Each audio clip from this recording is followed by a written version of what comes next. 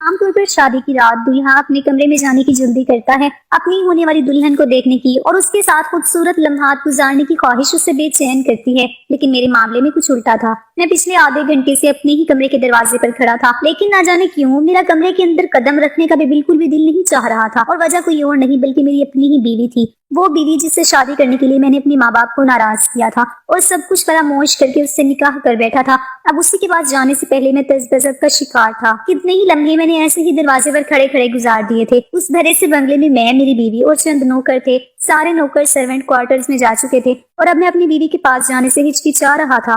میں 25 سال کا ایک جوان مرد تھا اور جس عورت سے میں نے شادی کی تھی وہ 65 سال کی بوڑھی تھی۔ یہی وجہ تھی کہ میرے قدم دروازے پر رک گئے تھے۔ میں نے ایک تائرانہ نظر سارے بنگلے پر ڈالی جو شادی میں میرے نام ہو گیا تھا۔ اگر میں کچھ دن اس عورت کے ساتھ اچھی طرح گزار لیتا تو مجھے اور بھی بہت کچھ مل سکتا تھا۔ یہی سوچ کر میں نے کمرے کا دروازہ کھولا اور اندر داخل ہو گیا۔ اس رات کو لے کر میرے دل میں کوئی جذبات نہیں تھے۔ یہ شادی محض ایک سودا تھی جو میں نے اپنے مستقبل کے لیے کیا تھا۔ بستر پر بیٹھی اپنی بیوی نسرین کو دیکھ کر مجھے ہنسی آ گئی تھی۔ 65 سال کی عمر میں وہ سرخ جوڑا پہنے بالکل نئی نویلی دلہن کی طرح تیار ہوئی بیٹھی تھی۔ میں نے ایک نظر اس پر ڈالی اور دھیرے دھیرے قدم اٹھاتے ہوئے اس کے پاس جا بیٹھا۔ مجھے یقین تھا کہ وہ بس کچھ ہی دیر میں نیند کی وادیوں میں اتر جائے گی، کیونکہ عمر کے اس حصے میں تو خود بخود نیند آتی ہے، اور پھر وہ تو کچھ دوائیاں بھی استعمال کرتی تھی۔ میں نے خود اسے بہت دفعہ دوائیں کھاتے دیکھا تھا، یقیناً اسے کوئی بیماری بھی تھی۔ مجھے دیکھ کر وہ مسکرائی اور کہنے لگی، فہد بہت دیر کر دی کمرے میں آنے میں، کب سے تمہارے انتظار میں بیٹھی تھی، میری کمر تو اب دکھنے لگی ہے۔ اس کی بات سن کر مجھے ہنسی آ گئی۔ اس سے میرے انتظار میں آدھا گھنٹہ بیٹھا نہیں گیا تھا۔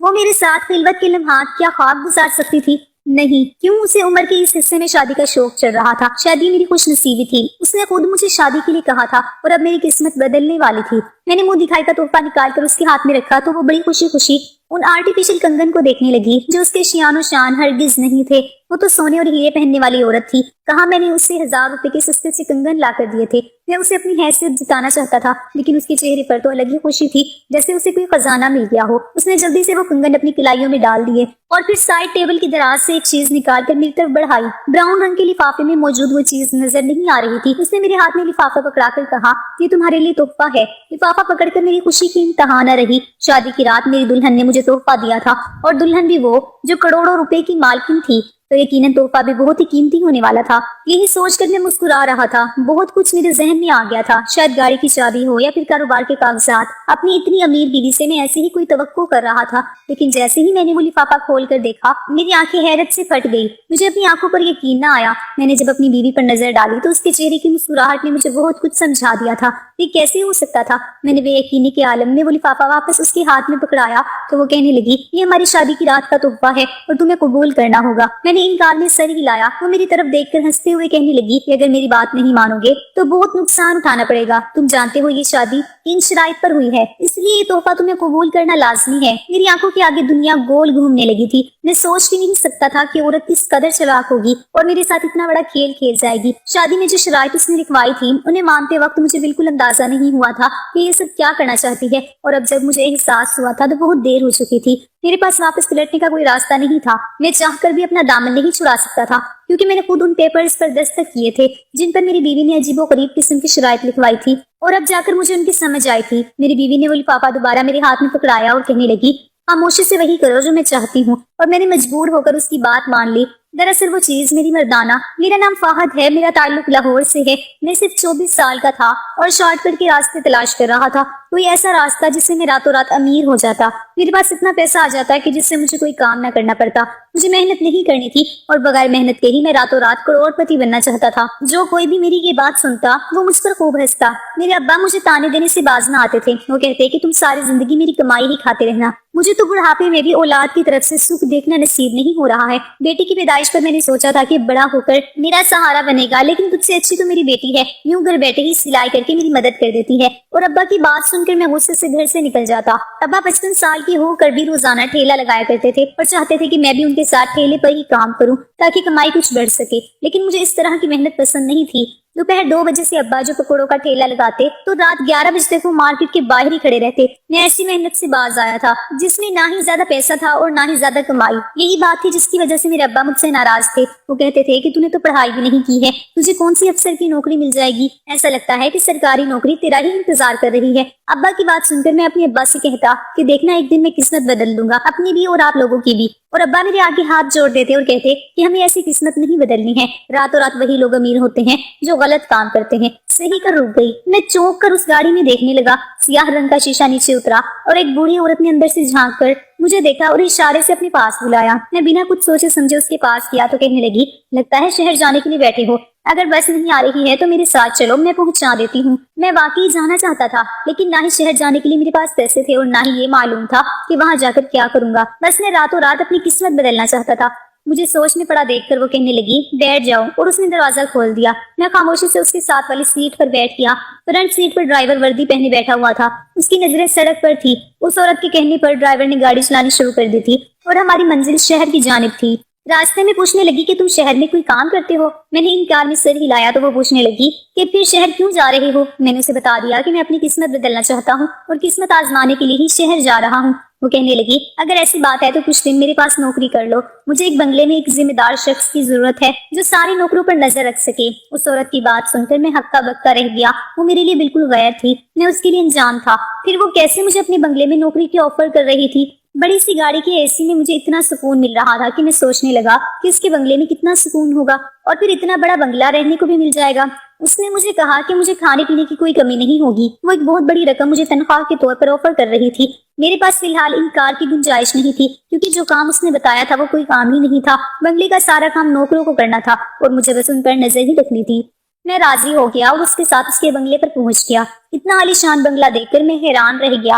वो उस बंगले में अकेली रहती थी। उसने बताया था कि सालों पहले उसके शोहर का इंतकाल हो गया था, बच्चे भी नहीं थे, इसलिए वो तन्हा थी। उसका इंपोर्ट एक्सपोर्ट का कारोबार था, तो खुद अपने कारोबार की निगरानी करती थी। सारी रात कारोबार के कामों से बाहर रहती, सारा दिन सोती रहती थी, इसलिए घर नौकरों के हवाले था और उसे नौकरों को देखने के लिए किसी जिम्मेदार शख्स की जरूरत थी। मैंने उसके बंगले पर नौकरी शुरू कर दी। मैं बड़ा खुश था। यहाँ मुझे जिंदगी की हर आसाइश हासिल थी। गाड़ी की चाबी तक मिल गई थी। मैं जहाँ चाहता मालकिन की गाड़ी में जा सकता था, क्योंकि सारा दिन तो वो सोती रहती थी। और जब उसने पहले महीने में मेरे हाथ में तनख्वाह रखी तो मैं मालकिन से इजाजत लेकर उसकी गाड़ी में अपने घर चला गया। अम्मा ने मुझे देखते ही सीने से लगा लिया, बहुत रोई और कहने लगी, तू कहाँ चला गया था? अब्बा की बातों का इतना बुरा मान गया कि हम सबको छोड़कर ही चला गया।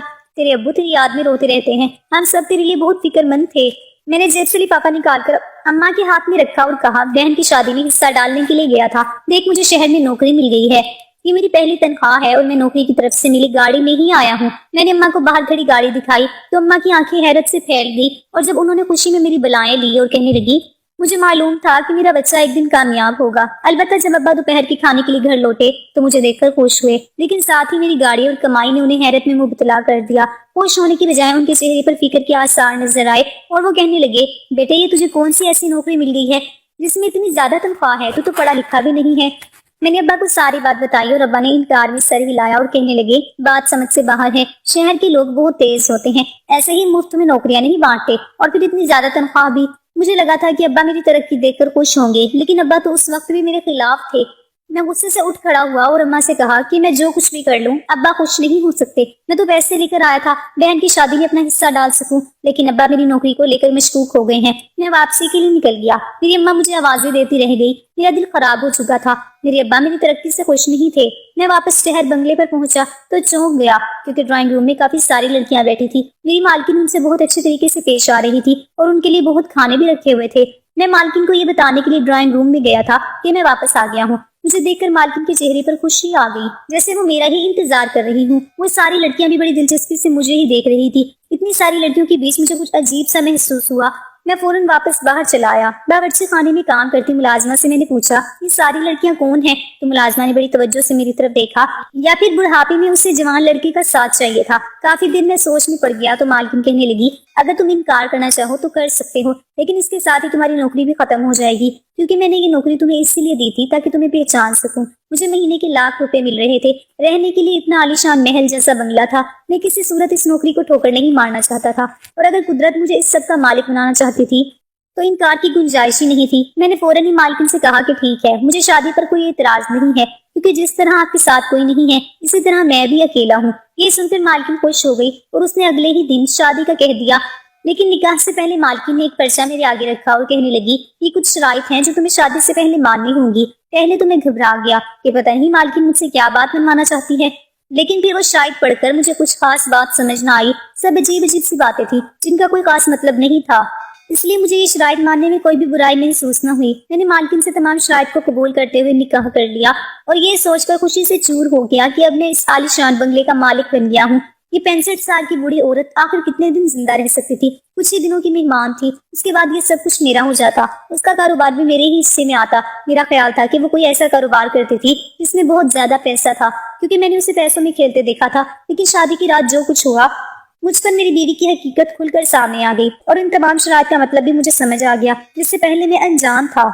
मेरी बीवी ने शादी की रात जो लिफाफा मुझे दिया था, उसमें मर्दाना ताकत बढ़ाने वाली एक दवा थी, एक कागज था जिस पर एक एड्रेस लिखा हुआ था और साथ ही ये भी लिखा था कि आज की रात इस लड़की के साथ गुजारनी है, उसे पूरी तरह खुश करना है। इस लिफाफे में एक लड़की की तस्वीर भी मौजूद थी। उस लड़की को मैंने पहले भी कहीं देखा था और फिर जहन पर जोर डालने पर मुझे याद आया कि ये लड़की उन लड़कियों में ही मौजूद थी जो उस दिन मालकिन के साथ ड्राइंग रूम में बैठी थी। बहुत कुछ मुझे समझ आ गया था, इसलिए मैंने बेयकीनी से अपनी बीवी को देखा तो वो मुस्कुरा दी।